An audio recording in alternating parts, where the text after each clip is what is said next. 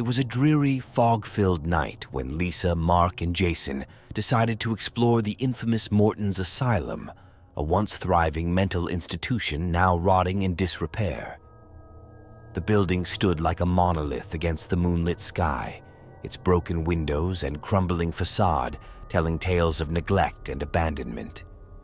Urban legends claimed that the asylum was haunted by the spirits of former patients, and the trio, thrill seekers by nature, couldn't resist the challenge. As they approached the rusted gates, a chill ran down Lisa's spine. She glanced at her friends, both seemingly unfazed, and forced herself to take a step forward. The gates creaked open with an eerie groan, as if protesting their entry. Once inside, the oppressive atmosphere seemed to swallow them whole, the air thick with the scent of decay and mildew. Their flashlights flickered to life, casting long shadows on the graffiti-streaked walls. The interior was a labyrinth of narrow hallways and decaying rooms, each corner cloaked in darkness. As they ventured deeper, an unsettling silence settled around them, broken only by the occasional drip of water from a leaky pipe. In one of the rooms, they found an old patient file, yellowed and brittle. It belonged to a girl named Emily, who had been admitted in the 1950s for schizophrenia. According to the notes, she had claimed to see shadowy figures that tormented her nightly. The last entry read ominously, "Emily is beyond help. She speaks to the shadows now." A sudden cold breeze swept through the hallway, extinguishing their flashlights for a brief moment. When the light returned, Lisa saw a shadow dart across the wall. "Did you see that?" she whispered, her voice trembling. Mark and Jason exchanged uneasy glances, but dismissed it as a trick of the light. They continued their exploration, reaching the asylum's basement. The air was colder here, and the sense of being watched grew stronger. They came across a locked door with a heavy padlock. Jason, always prepared, pulled out a set of lockpicks and went to work. The lock clicked open, and the door swung ajar with a mournful creak. Inside, the room was filled with old medical equipment, rusted and covered in dust. In the center was an operating table, its leather straps still intact. As they moved closer, the temperature dropped drastically, and their breath became visible in the air. A feeling of dread settled over them, heavier than before. Mark shined his flashlight on the far wall, revealing a series of tally marks scratched into the plaster. "Look at this," he said, his voice barely above a whisper. Someone was counting the days. Suddenly, a loud bang echoed through the room, causing them to jump. The door had slammed shut, trapping them inside. Panic set in as they tried to open the door, but it wouldn't budge. The air grew colder still, and a low whispering filled the room. "Help me," the voice said, echoing off the walls. Lisa's heart pounded in her chest as she scanned the room for the source. There, in the corner, a shadowy figure materialized, its eyes glowing with an unnatural light. The figure moved closer, and they could see it was a young girl, her face twisted in agony. "Emily?" Jason asked, his voice shaking. The ghostly figure nodded slowly, tears streaming down her cheeks. "They won't let me rest," she whispered. "They keep me here, trapped in the darkness." As she spoke, other shadows began to emerge from the walls, surrounding them. Each figure was more horrifying than the last, their faces contorted in eternal torment. The whispers grew louder, a cacophony of suffering and despair. "We need to get out of here!" Mark shouted, pulling at the door with all his strength. Lisa joined him, their combined efforts finally breaking the door open. They stumbled into the hallway, the shadows still pursuing them. "Run!"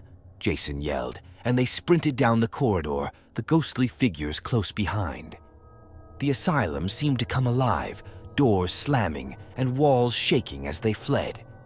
They reached the main entrance, but the gates were now locked, trapping them within the asylum's cursed grounds. Desperation took hold as they searched for another way out.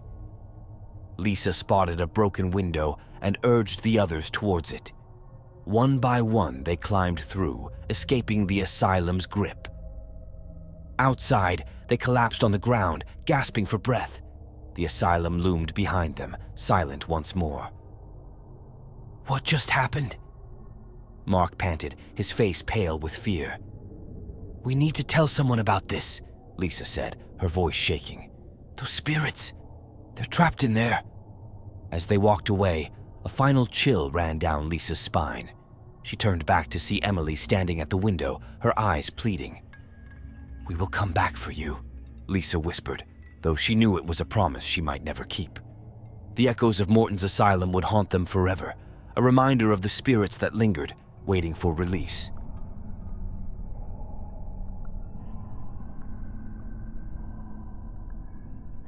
Ravenwood Manor stood at the edge of town, an imposing structure shrouded in mystery and tales of horror. Abandoned for decades, it was said to be haunted by the restless spirits of those who had perished within its walls. Intrigued by the stories, Sarah, Mike, and Emily decided to spend a night exploring its dark corridors. As they approached the manor, the wind howled through the trees, creating an eerie symphony. The moon cast long shadows over the crumbling building, its once grand facade now a skeletal reminder of its former glory. Sarah hesitated at the gate, but Mike and Emily urged her on, their excitement palpable. Inside, the manor was a maze of decaying rooms and forgotten memories. Dust hung heavy in the air, and the floorboards creaked under their weight. They made their way to the grand staircase, its banister adorned with cobwebs. "This place is creepy," Emily whispered, her voice echoing through the empty hall. They ascended the stairs, each step amplifying the sense of foreboding. On the second floor, they found a room filled with old portraits. The eyes of the painted figures seemed to follow them, their gazes cold and unblinking. "Do you think they're watching us?" Mike joked, though his laughter was hollow.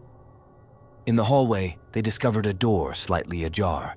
Pushing it open, they entered a bedroom frozen in time. The bed was neatly made and a doll sat on the nightstand, its glassy eyes staring into the void.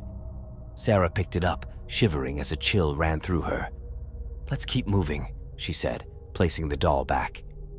They reached the attic, where the air was thick with the scent of old wood and mothballs. Among the clutter, they found an old trunk. Curiosity piqued, Mike forced it open, revealing a collection of tattered clothes and faded photographs. One picture in particular caught their attention, a family portrait with a young girl in the center.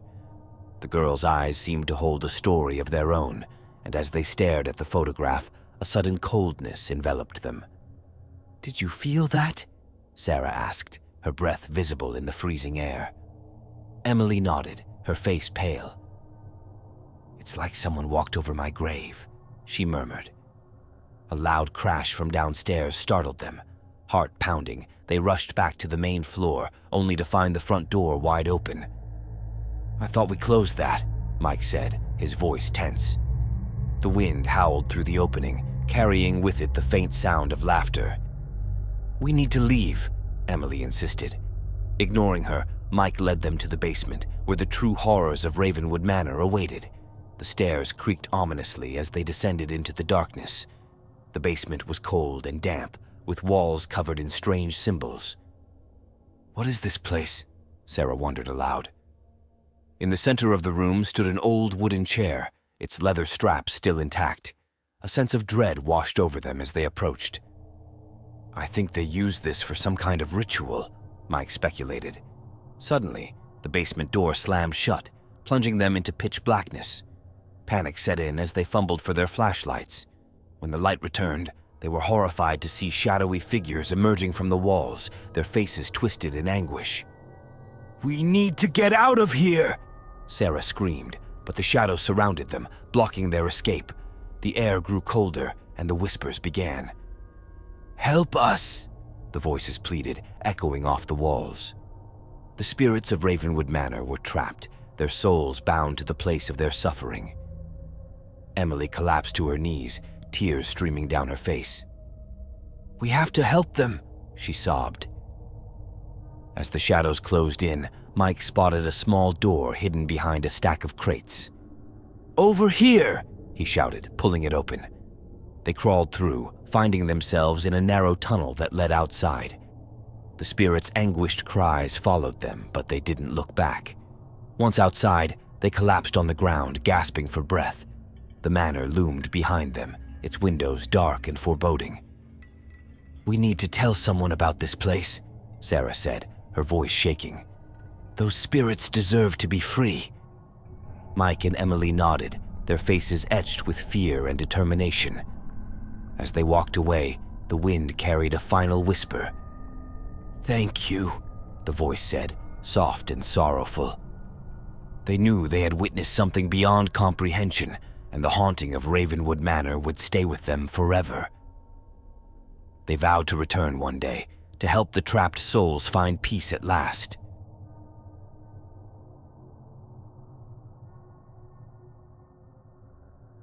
Blackwood Orphanage had stood abandoned for years, its crumbling walls and broken windows a testament to its dark history. Rumors of ghostly apparitions and eerie sounds drew thrill-seekers from miles around. One night, a group of friends, Tom, Anna, and Jake, decided to explore the haunted orphanage, eager to uncover its secrets. The moon hung low in the sky as they approached the orphanage, casting long shadows over the overgrown yard. The building loomed before them, its silhouette stark against the night sky. "This place gives me the creeps," Anna admitted, clutching her flashlight. "Let's just get this over with," Tom replied, pushing open the rusted gate. Inside, the air was thick with the smell of damp and decay. The floorboards creaked beneath their feet as they made their way through the darkened halls. Faded children's drawings adorned the walls, a haunting reminder of the orphanage's former inhabitants. "I can't believe kids used to live here," Jake said, his voice hushed. They reached the main hall, where a grand staircase led to the upper floors. A cold breeze swept through the room, extinguishing their flashlights for a moment. When the light returned, they saw a figure standing at the top of the stairs, a small child, her eyes glowing with an otherworldly light. "Did you see that?" Anna whispered, her heart pounding. The child disappeared as quickly as she had appeared, leaving the friends in stunned silence. "We need to find out who that was," Tom said, determination in his voice. They ascended the staircase, each step echoing through the empty building. The upper floor was a maze of rooms, each one more dilapidated than the last. In one room, they found a dusty old journal. Anna picked it up, carefully turning the brittle pages. It belonged to a girl named Lily, who had lived at the orphanage in the early 1900s. The last entry was particularly disturbing. "The shadows come at night. They whisper to me, telling me to join them. I'm so scared." A sudden, loud thud from the hallway made them jump. They rushed out to see a door swinging open at the end of the corridor. "Should we check it out?" Jake asked, his voice trembling. "We have to," Tom replied, leading the way. The door creaked open to reveal a small, dimly lit room. In the center of the room was a child's bed, its sheets tattered and stained. A chill ran down Anna's spine as she approached.